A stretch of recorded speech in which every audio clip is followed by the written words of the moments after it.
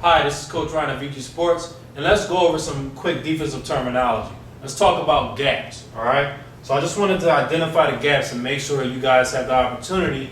Just in case you don't know, let's go ahead and identify. I don't want to assume anything and think that, hey, everybody who touches this video already knows exactly what each gap is called. So let's go ahead and take care of that. The center, you'll see in the middle of the field, always identified in this actual square box, all right? The gaps on the center are called the A gap. To both his left or his right side is going to be an A gap.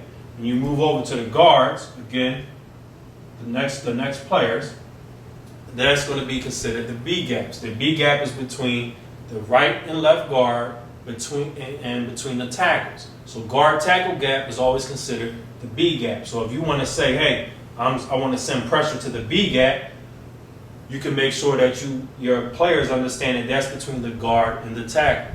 We don't have to get into the different techniques or the numbered techniques.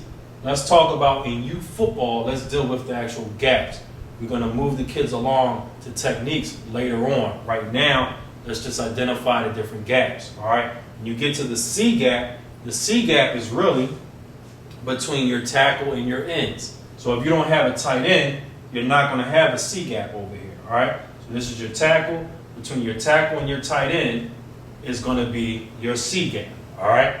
And that's basically it. When you attack from a defensive standpoint, you want to know, you want to help these kids start getting into the mindset of understanding what they're actually seeing. Say, look, I need you to attack that A gap. Okay, where is that? The A gap is going to be on the right or the left or the center. So make sure that you give these kids an opportunity to understand football, talk football with them. One of the things that I do with my D-backs is actually talk to them about why and what routes can be run based on offensive alignment, all right? So you should be able to talk to the defensive linemen the same way. What gaps we plan to attack? How are we going to run stunts to attack these gaps?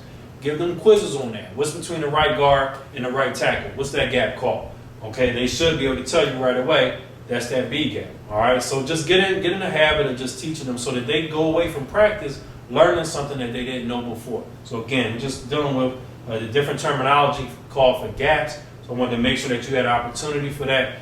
You can even have your kids sit down so that they can watch this so that they can be prepared and understand what this is. If you don't want to actually go over it, if you have an assistant that you're bringing in, you want to make sure you get them up to speed.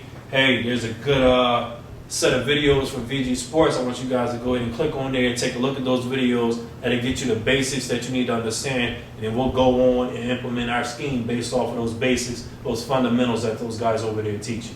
All right, take care.